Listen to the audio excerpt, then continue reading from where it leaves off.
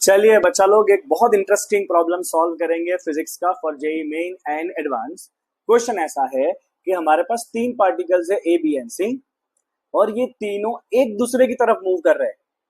क्या हो रहा है? तीनों पार्टिकल एक दूसरे की तरफ मूव कर रहे हैं। देखिए, A always has its velocity towards B, B towards C and C towards A. मतलब तीनों एक दूसरे की तरफ अगर मूव कर रहे हैं तो आपको बताना है what time will the particle meet each other. कितने टाइम के बाद ये पार्टिकल एक दूसरे को मिलेंगे। चलिए देखते हैं इसका सोल्यूशन क्या है। हम जनरल केस भी करेंगे कि अगर तीन पार्टिकल की जगह पे ऐसे चार पार्टिकल है या चार से ज्यादा पार्टिकल है, what is going to be the general case. सारे केसेस हम करेंगे। शुरू करते हैं। So this is the initial condition. A B और सी एक दूसरे से बी डिस्टेंस के ऊपर अभी दिए हुए हैं, राइट। अगर हम देखें तो A is moving towards B, B moving towards C and C always move towards A. कुछ टाइम के बाद ए भी थोड़ा आगे आएगा, बी थोड़ा आगे जाएगा, सी थोड़ा आगे जाएगा। सो कुछ टाइम के बाद this is the position of A, this is the position of B and this is the position of C. तो अब ए बी और सी को जोड़ने वाला ट्राइंगल कुछ ऐसे हो जाएगा। कुछ और टाइम के बाद वापस ए बी और सी इस ट्राइंगल में थोड़े थोड़े आगे आएंगे, एज यू कैन सी। तो कुछ टाइम के बाद आपका ट्राइंगल अब ऐसा हो जाएगा, राइट। इवेंचुअली जब आप ऐसे ट्राइंगल ड्रॉ करते जाओगे तो you will get some this kind of pattern, you understand, right. और एवरी टाइम ए बी और सी को जोड़ोगे तो every time you will get equilateral triangle every time. And finally they are going to meet at the centroid. कहाँ मिलेंगे? सारे centroid पे मिलेंगे। Just check out the locus of A B and C. A B और C का locus ऐसे curve है, ठीक है। हमें बताना है कितने टाइम में ये टकराएंगे। तो चलो तीन पार्टिकल को मारो गोली। Let's talk about only two particles A and B. अगर मैं सिर्फ ए और बी को ट्रेस करूं, सिर्फ मैं अगर ए और बी को ट्रेस करूं, what I am going to get, check करो। मैं खाली ए और बी को ट्रेस कर रहा हूं, मैंने सी को निकाल दिया। देखो मैंने खाली किसको रखा? ए और बी को रखा। Okay, so at any point of time अगर आप ध्यान से देखोगे तो ए और बी का जो मोशन है, A always moving towards B, right. और बी कहाँ जा रहा है? बी जा रहा है ए से 60 डिग्री के ऊपर, because they are moving on equilateral triangle. ए जा रहा है बी की तरफ और बी कहाँ जा रहा है? ए के डायरेक्शन से 60 डिग्री के ऊपर। चेक करो, मैंने पहले ही बताया कि किसी भी पॉइंट पे जोड़ोगे तो इक्विलेटरल ट्राइंगल ही रहने वाला है।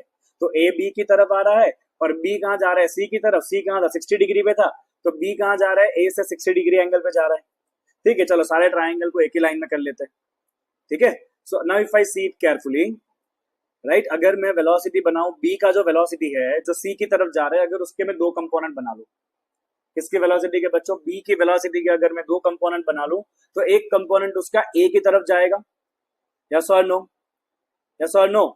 ओके, तो देखिए एक कंपोनेंट आपका ए की तरफ जा रहा है, कितना एंगल है? 60 डिग्री है। तो वो कंपोनेंट कितना हो जाएगा बच्चों? वो कंपोनेंट हो जाएगा बी की वेलोसिटी का cos 60। Check it out. तो अब देखो तो ए आ रहा है बी की तरफ v वेलोसिटी से और बी जा रहा है सी की तरफ जिसकी वेलोसिटी का एक कंपोनेंट ए की तरफ जा रहा है, विच इज v cos 60।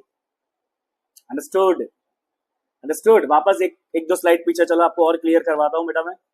हमने सिर्फ दो पार्टिकल को ट्रैक किया बच्चों, ए और बी को। सो वी ऑब्जर्व ए आ रहा है बी की तरफ, बी जा रहा है सी की तरफ। सी कहां पर है? 60 डिग्री के ऊपर है ए के कंपेयर में, आगे ना, राइट। मतलब बी जो है वो ए के डायरेक्शन से 60 डिग्री पे जा रहा है, as you can see again, right. मैं वापस क्लियर इसलिए करा रहा हूँ, कंसेप्ट थोड़ा ट्रिकी है। सारे ट्राइंगल को एक लाइन में, अपने सारे एंगल को एक ही लाइन में अरेंज कर दिया आप मैंने, और अपने बी की वेलोसिटी के दो कंपोनेंट करे तो बी की वेलोसिटी का एक कंपोनेंट ए की तरफ जा रहा है, which is v cos 60। So I can say A and B are moving relatively towards each other, right? A और B के बीच में ओवरऑल डिस्टेंस क्या है? B है। तो कितना टाइम लगेगा A और B को मिलने में इस सिचुएशन में? तो टाइम हो जाएगा distance divide by net velocity. तो क्योंकि दोनों अपोजिट डायरेक्शन में मूव कर रहे हैं तो नेट वेलोसिटी प्लस हो जाएगा। तो A का वेलोसिटी V है और B का वेलोसिटी A की तरफ कितना है? v cos 60। वैल्यू रख दो cos 60 का 1/2 एंड सिंप्लीफाई कर लो, you get the time 2d/3v।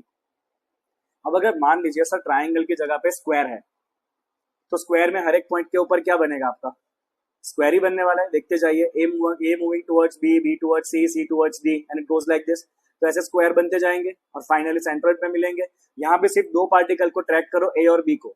तो ए आ रहा है बी की तरफ, बी जा रहा है सी की तरफ। सी कहाँ पर है? स्क्वायर पे, मतलब 90 डिग्री पे है।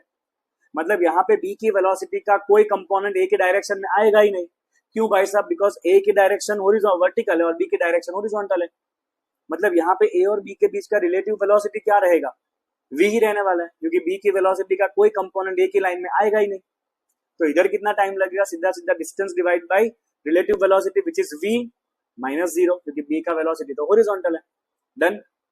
आगे देखते हैं, अगर n साइड है, हमने 3 साइड का डिस्कशन किया, 4 साइड का किया, अगर n साइड है, n नंबर ऑफ साइड है, तो क्या होगा। देखिए बच्चा, अगर n साइड है, वापस a b की तरफ, b c की तरफ, आपका इस तरह से मैंने अभी पेंटागन लिया है, तो ये पेंटागन बनता जाएगा और सेंट्रोइड पे मिलेगा।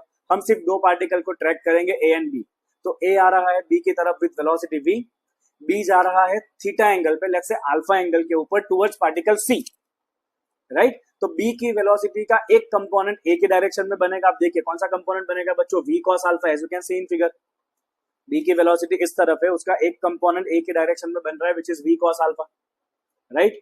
ओके, अब अगर मान लो बच्चों n साइड है, n साइड है, n साइड है, तो ये अल्फा क्या बनेगा, अगर n साइड है तो ये हर एक एंगल आपका बाहर का अल्फा अल्फा अल्फा अल्फा बनेगा, राइट। सारे अल्फा को जोड़ देंगे तो 2 पाई हो जाएगा पूरा एंगल। तो अगर n साइड है तो एक वाला एक कॉर्नर का एंगल क्या बनेगा, 2 पाई बाय n।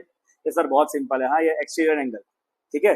तो अगर मान लो स्क्वायर है, 4 साइड है, तो एक इंटीरियर एंगल कितना बनेगा आपका, 2 pi by 4, that is pi by 2। तो n साइड है अगर, तो उसका एक्सटीरियर एंगल कितना बनेगा, 2 पाई बाई n बनेगा, राइट। तो अब देखो ध्यान से, तो आपका जो रिलेटिव वेलोसिटी है वो कितना हो गया, तो a का वेलोसिटी b की तरफ है v, और b का वेलोसिटी a की डायरेक्शन में कितना दिख रहा है आपको, v cos अल्फा, जिसका अल्फा क्या आया, 2 पाई बाई n आया। तो रिलेटिव वेलोसिटी क्या हो गया, v minus v cos 2 pi by n। Yes और no, v minus v cos 2 pi by n। तो टाइम क्या लग जाएगा बच्चों, टाइम होगा distance divide by relative velocity. अगर आपने ये याद कर लिया, अब मान लो 3 साइड वाला है, ट्राइंगल है, तो n का वैल्यू 3 डाल दो, आपका डायरेक्ट आंसर आ जाएगा। स्क्वायर है, m का वैल्यू 4 डाल दो, डायरेक्ट आंसर आ जाएगा। हेक्सागोन है, m का वैल्यू 6 डाल दो, डायरेक्ट आंसर आ जाएगा, right. So I hope this concept is very much clear to all of you. Thank you so much for watching it.